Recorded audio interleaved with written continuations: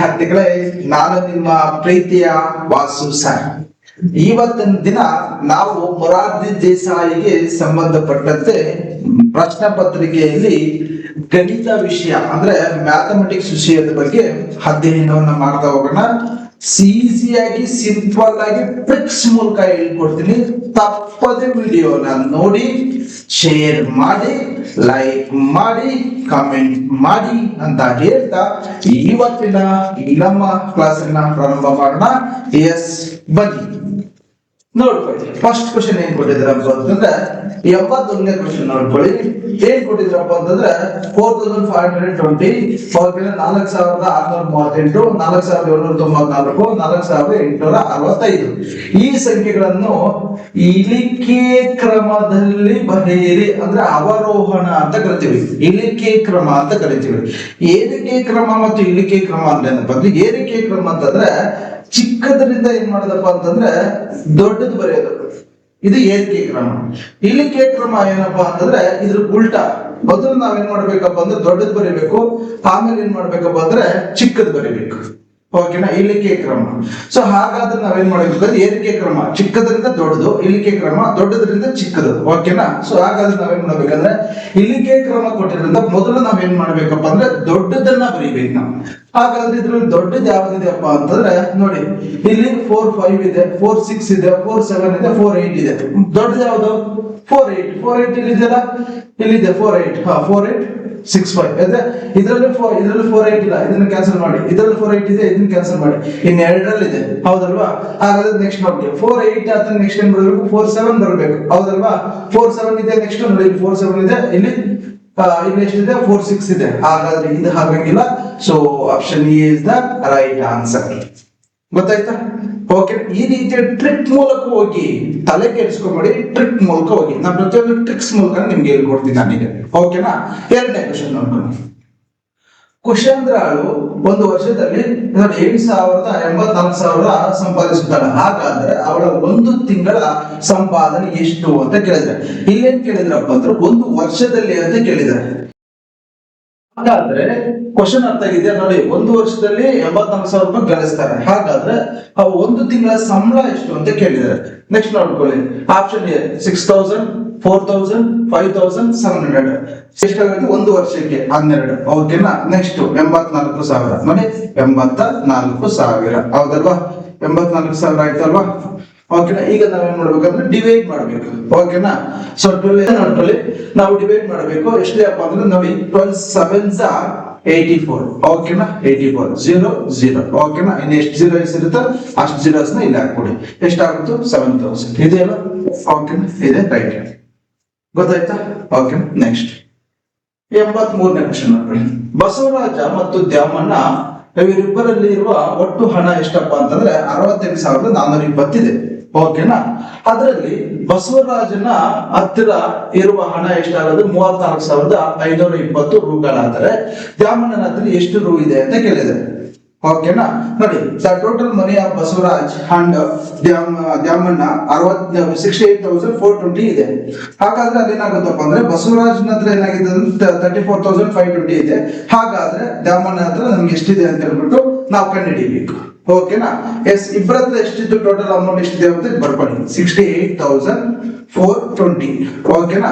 ಹಾಗಾದ್ರೆ ನೆಕ್ಸ್ಟ್ ಒಬ್ರದ್ದು ಕೊಟ್ಟಿದ್ರಲ್ವಾ, ಯಾರು ಕೊಟ್ಟಿದ್ದಾರೆ? ದ್ಯಾಮಣ್ಣನ್ ಕೊಟ್ಟಿದ್ದಾರೆ. ಸೊ ಎಷ್ಟು ಕೊಟ್ಟಿದ್ರಪ್ಪ ಅಂತಂದ್ರೆ 34,000 ಓಕೆನಾ 520 ಕೊಟ್ಟಿದ್ದಾರೆ. ಓಕೆನಾ? ಈಗ ನಾವೇನ್ ಮಾಡಬೇಕು? ಮೈನಸ್ ಮಾಡಿದ್ರೆ ಅವ್ರ ಹತ್ರ ಎಷ್ಟು ಇರುತ್ತೆ ಅಂತ ಬರುತ್ತೆ. 0ಗೆ 0, 0ಗೆ 4, 2 ಅಂದ್ರೆ 0, 0 0 0, 4 ಅಲ್ಲಿ 5 ಹೋಗಂಗಿಲ್ಲ. ನಾವೇನ್ ಮಾಡ್ಬೇಕು? ಕ್ಯಾರಿ ತಗೊಬೇಕು. ಇದು 7 ಆಗುತ್ತೆ, ಇದು 14 ಆಗುತ್ತೆ. 14 ಅಲ್ಲಿ 5 ಹೋದ್ರೆ ಎಷ್ಟಾಗುತ್ತಪ್ಪ ಅಂತಂದ್ರೆ 14 5 ಹೋದ್ರೆ 9 ಆಗುತ್ತೆ. ಓಕೆನಾ? 7 ಅಲ್ಲಿ 4 ಹೋದ್ರೆ 3 ಆಗುತ್ತೆ. ಸೊ 6 ಅಲ್ಲಿ 3 ಹೋದ್ರೆ 3 ಆಗುತ್ತೆ. ಎಷ್ಟಾಗುತ್ತೆ? 33,900 ಇದೆಯಾ? 33,000 ಎಷ್ಟಿದೆ? ಓಕೆನಾ? Option B is the right answer. 33,900 is the right answer. ಓಕೆನಾ? ಗೊತ್ತಾಗ್ತಿದೆ? ಓಕೆ, ನೆಕ್ಸ್ಟ್ ಕ್ವಶನ್ ನೋಡ್ಕೊಳ್ಳಿ. ಒಂದು ನಗರದಲ್ಲಿ 46,580 ಪುರುಷರಲ್ಲಿ, ಓಕೆನಾ, ಪುರುಷರಿದ್ದಾರೆ. ನೆಕ್ಸ್ಟ್ 39,420 ಮಹಿಳೆಯರಿದ್ದಾರೆ. ಓಕೆ, ನೆಕ್ಸ್ಟ್ 12,420 ಮಕ್ಕಳು ಇರುವರು. ಹಾಗಾದ್ರೆ ಆ ನಗರದಲ್ಲಿ ಒಟ್ಟು ಜನಸಂಖ್ಯೆ ಇತ್ತು. ಒಂದು ಸಿಟಿ ಇದೆ, ಸೊ 46,580 ಏನಿದೆಪ್ಪ ಅಂತಂದ್ರೆ ಮೆನ್ ಇದಾರೆ. 39,420 ಏನಿದ್ರಪ್ಪ ಅಂದ್ರೆ ವುಮೆನ್ ಇದಾರೆ. ನೆಕ್ಸ್ಟ್ ಏನಾಗುತ್ತಪ್ಪ ಅಂದ್ರೆ 12,420 ಚಿಲ್ಡ್ರನ್ಸ್ ಇದಾರೆ. ಹಾಗಾದ್ರೆ ಟೋಟಲ್ ಪಾಪ್ಯುಲೇಷನ್ ಎಷ್ಟು ಅಂತ ಕೇಳಿದ್ರೆ ಎಲ್ಲಾನು ಸೇರ್ಕೊಂಡು ನಾವೇನು ಟೋಟಲ್ ಅಂತ ತಕ್ಷಣ ನಾವೇನು ಮಾಡ್ಬೇಕು, ಅಡಿಷನ್ ಮಾಡ್ಬೇಕು.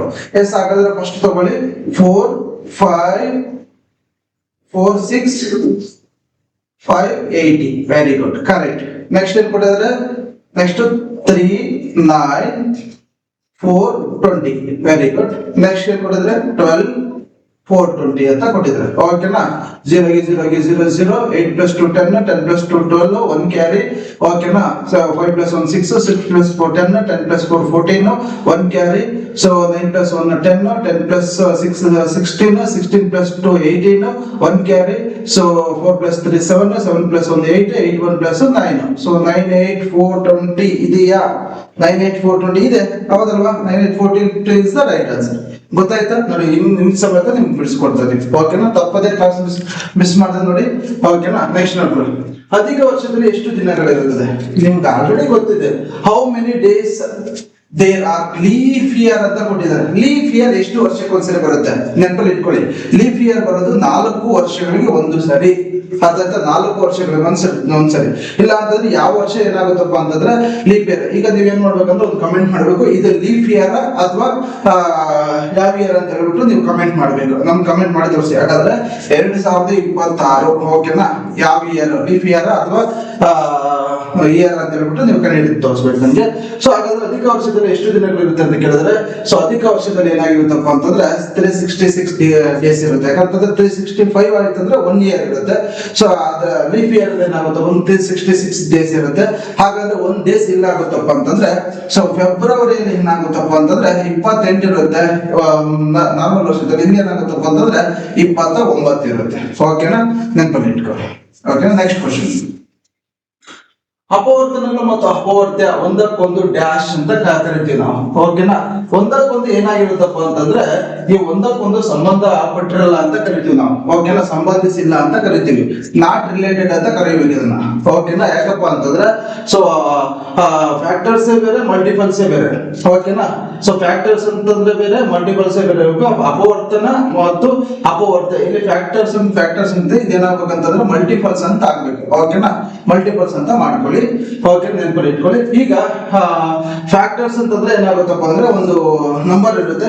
ಇದು ಯಾವ ಯಾವ ಟೇಬಲ್ ಅಲ್ಲಿ ಬರುತ್ತೆ ಅಂತ ಹೇಳ್ಬಿಟ್ಟು ಈಗ 1 ರಿಂದ ಬರುತ್ತೆ, ನೆಕ್ಸ್ಟ್ 2 ಇಂದ ಬರುತ್ತೆ, ನೆಕ್ಸ್ಟ್ 4 ಇಂದ ಬರುತ್ತೆ ಅಂತ ಇಟ್ಕೊಳ್ಳಿ. ಇದು ಫ್ಯಾಕ್ಟರ್ಸ್.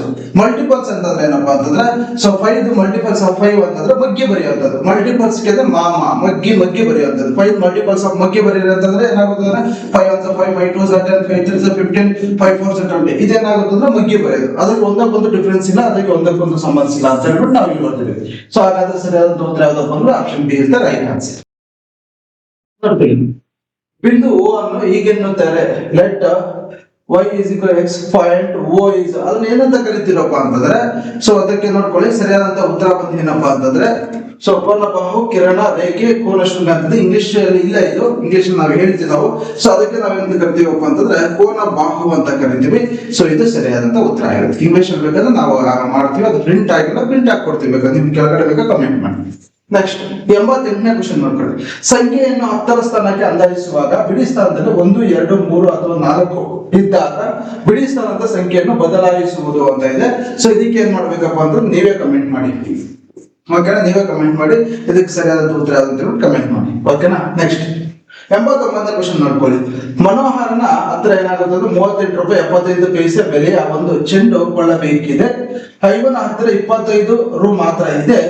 ಇನ್ನು ಎಷ್ಟು ಹೆಚ್ಚು ಹಣ ಬೇಕು ಅಂತ ಇದೆ. ಅಂದ್ರೆ ಏನಾಗುತ್ತೆ ಅಂದ್ರೆ ಒಂದು ಬಾಲನ್ನ ಏನ್ ಮಾಡ್ತಾರಪ್ಪ ಅಂದ್ರೆ ಮನು ಏನ್ ಮಾಡ್ತಾನಪ್ಪ ಅಂತಂದ್ರೆ ಕೊಂಡ್ಕೊಳ್ತಾ ಇದ್ದಾನೆ. ಕೊಂಡ್ಕೊಳ್ಬೇಕಾದ್ರೆ ಅವನ ಹತ್ರ ಏನಾಗಿದೆಪ್ಪ ಅಂತಂದ್ರೆ 38 ರೂಪಾಯಿ 75 ಪೈಸೆ ಮಾತ್ರ ಇದೆ. ಹಾಗಾದ್ರೆ ಬಾಲಿನ ಸೊ ಕೊಳ್ಳಬೇಕಿದೆ. ಅವನ ಹತ್ರ ಏನಾಗಿದೆಪ್ಪ ಅಂತಂದ್ರೆ 25 ರೂಪಾಯಿ 30 ಇದೆ. ಓಕೆನಾ, ಸೊ ಹಾಗಾದ್ರೆ ಅವನಿಗೆ ಇನ್ನು ಎಷ್ಟು ಹಣ ಬೇಕು ಅಂತ ಕೇಳಿದ್ದಾರೆ. ಓಕೆನಾ, ಹಾಗಾದ್ರೆ ನೋಡ್ಕೊಳ್ಳಿ ಇದನ್ನ ಯಾವ ರೀತಿ ಕಂಡುಹಿಡಿದಪ್ಪ ಅಂತ ಹೇಳ್ಬಿಟ್ಟು ನಾನು ಹೇಳ್ಕೊಡ್ತೀನಿ. ನೋಡ್ಕೊಳ್ಳಿ, ಅವನ ಹತ್ರ ಇರುವಂತಹ ಹಣ ಎಷ್ಟು ಎಷ್ಟಪ್ಪ ಅಂತಂದ್ರೆ 25 ಹೌದಲ್ವಾ. ಸೊ ನೋಡ್ಕೊಳ್ಳಿ, ಫಸ್ಟ್ ನಾವೇನ್ ಮಾಡ್ಬೇಕಂದ್ರೆ ಅವ್ನಿಗೆ ಇನ್ನೆಷ್ಟು ಅನ್ನ ಬೇಕು ಅಂತಂದ್ರೆ 38.75. ಸೊ ನೆಕ್ಸ್ಟ್ ಏನ್ ಮಾಡ್ತೀರಪ್ಪ ಅಂತಂದ್ರೆ ಏನು ಅವನ ಹತ್ರ ಎಷ್ಟಿದೆಪ್ಪ ಅಂದ್ರೆ 25. ಹೌದಲ್ವಾ.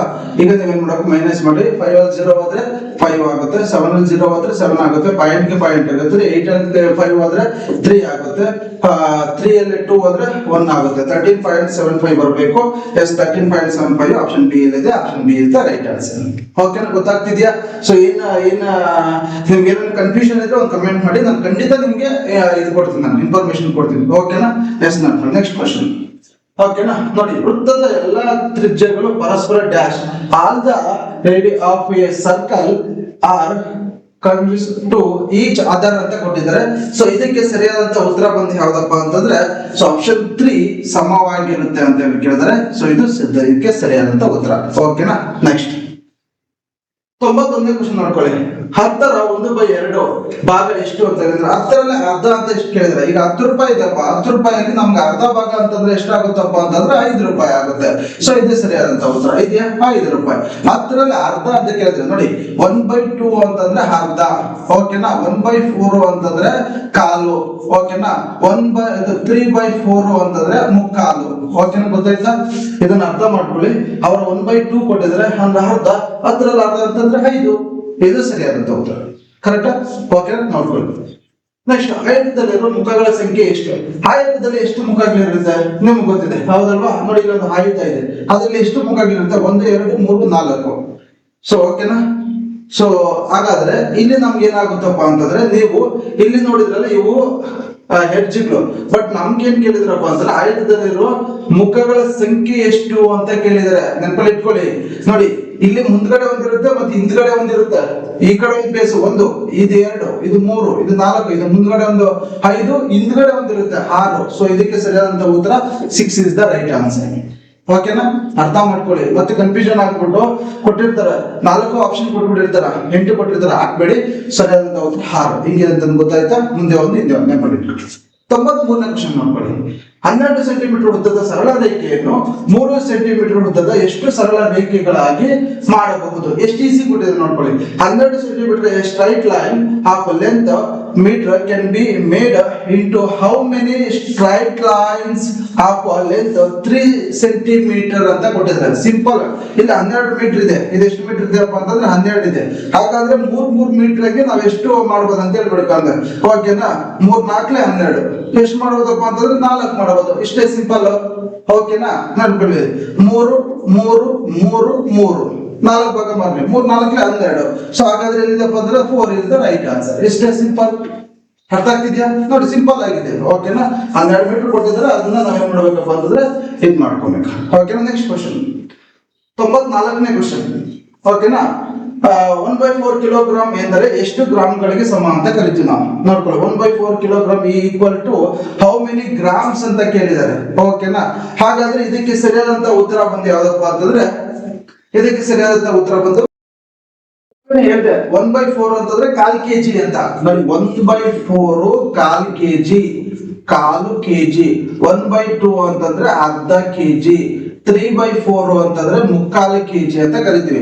ಹಾಗಾದ್ರೆ ನಮ್ಗೆ ಏನಾಗುತ್ತೆ, 1/4 ಅಂತಂದ್ರೆ 1/4 kg, 1/4 kg ಅಂತಂದ್ರೆ 250 ಗ್ರಾಮ್, ಅರ್ಧ ಇದು 500 ಅಂತಂದ್ರೆ ಅರ್ಧ, ಸೊ 100 ಅಂತಂದ್ರೆ ಫುಲ್. ಓಕೆನಾ. ಸೊ ಹಾಗಾದ್ರೆ ಸರಿಯಾದಂತ ಉತ್ತರ ಯಾವ್ದಪ್ಪ ಅಂತಂದ್ರೆ 250 is the right answer. ಓಕೆನಾ. Next question. ಈ ಮಾದರಿಯಲ್ಲಿ ಮುಂದಿನ ಸಂಖ್ಯೆ ಬರೆಯಿರಿ ಅಂತ ಕೊಟ್ಟಿದ್ದಾರೆ. ಓಕೆನಾ.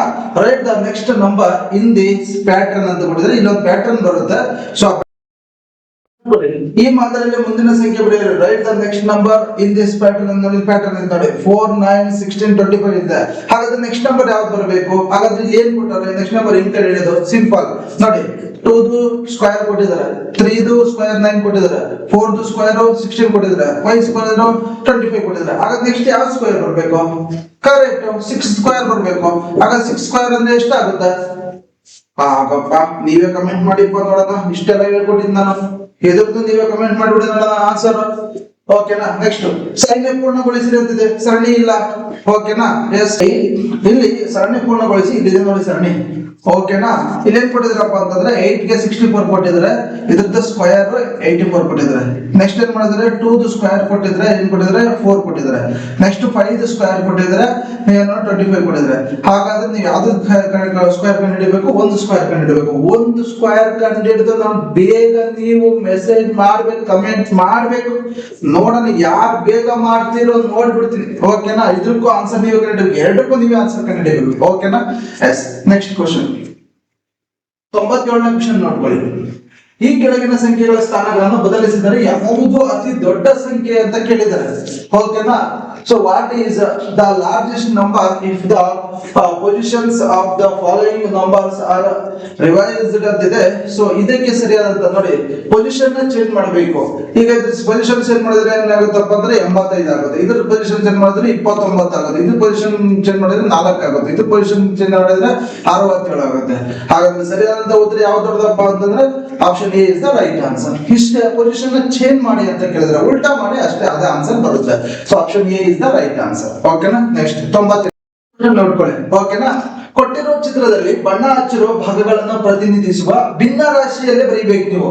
Fraction parts in the given figure ಅಂತ ಕೊಟ್ಟಿರೋ ಒಂದು ಫಿಗರ್ ಕೊಟ್ಟಿದ್ದಾರೆ, ಅದ್ರಲ್ಲಿ ಏನಾಗುತ್ತೆ ಭಿನ್ನ ರಾಶಿಯಲ್ಲಿ ಬರೀಬೇಕು. ನೋಡಿ ಟೋಟಲ್ ಆಗಿ ನಮ್ಗೆ ಎಷ್ಟಿದೆ ಅಂದ್ರೆ ಬಾಕ್ಸ್, ಅಲ್ಲಿ ಬಾಕ್ಸ್ ಇರೋದು ಟೋಟಲ್ 20 ಇದೆ. ಓಕೆನಾ. ಅಲ್ಲಿ ನೆಕ್ಸ್ಟ್ ನೀವು ಮಾಡ್ಬೇಕಾಗಿದ್ದು ಏನಪ್ಪಾ ಅಂತಂದ್ರೆ ಎಷ್ಟಕ್ಕೆ ಶೇಡ್ ಮಾಡಿದರೆ, ಎಷ್ಟಕ್ಕೆ ಕಲರ್ ಹೊಡೆದಿದ್ದಾರೆ ಅಂತ ಹೇಳ್ಬಿಟ್ಟು ನೀವು ಬರ್ಕೊಳ್ಳಿ. 1 2 3 4 5 6 ಹೊಡೆದಿದ್ದಾರೆ. ಸೊ ಇದು ನಿಮ್ಮ ಆನ್ಸರ್ ಆಗಿರುತ್ತೆ. ಎಷ್ಟು ಬಾಕ್ಸ್ ಇದೆ ಅದನ್ನ ಕೆಳಗಡೆ ಬರ್ಕೊಳ್ಳಿ. ಸೊ ಎಷ್ಟು ಬಾಕ್ಸ್ ಬಣ್ಣ ಹೊಡೆದಿದ್ರೆ ಅದನ್ನ ಮೇಲ್ಗಡೆ ಬರ್ಕೊಳ್ಳಿ. ಸೊ ಹಾಗಾದ್ರೆ ನಮ್ಗೆ ಎಲ್ಲಿದೆಪ್ಪ ಅಂತಂದ್ರೆ 20/6 ಇದೆಯಾ? Yes, 20/6 is the right answer. So ಸರಿಯಾದಂತ ಉತ್ತರ ಯಾವ್ದಪ್ಪ ಅಂತಂದ್ರೆ yes, option C is the right answer. 20/6 ಬೇಕು. ಎಷ್ಟು ಕಲರ್ ಹೊಡೆದಿದ್ದಾರೆ ಅಂತ ಹೇಳ್ಬಿಟ್ಟು ನ್ಯೂಮರೇಟರ್ ಬರ್ಕೊಬೇಕು, ಅಂಶದಲ್ಲಿ ಬರ್ಕೊಬೇಕು. ಓಕೆನಾ. ಎಸ್, ನೋಡ್ಕೊಳ್ಳಿ. ನೆಕ್ಸ್ಟ್ 99ನೇ ಕ್ವಶನ್ ನೋಡ್ಕೊಳ್ಳಿ. 2081ರಲ್ಲಿ ಸ್ಥಾನ ಬೆಲೆ ಮತ್ತು ಮುಖ ಬೆಲೆ ಒಂದೇ ಆಗಿರುವ ಸಂಖ್ಯಾ ಸೂಚಕ ಯಾವುದು ಅಂತ ಕೇಳಬೇಕು ನೀವು. ಸೊ ಇದರಲ್ಲಿ ಸಂಖ್ಯಾ ಸೂಚಕ ಯಾವ್ದಪ್ಪ ಅಂತಂದ್ರೆ ಸ್ಥಾನ ಬೆಲೆ ಮತ್ತು ಮುಖ ಬೆಲೆ ಎರಡು ಒಂದೇ ಬರುವಂತದ್ದು ಯಾವ್ದಪ್ಪ ಅಂತಂದ್ರೆ ಇಲ್ಲಿ 1.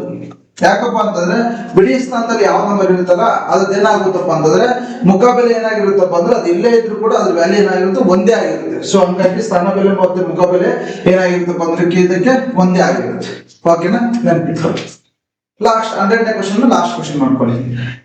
2800 16ರಿಂದ ಭಾಗಿಸಿದಾಗ ಭಾಗಾಕಾರ ವಿಧಾನದಿಂದ ಭಾಗಿಸಿರಿ.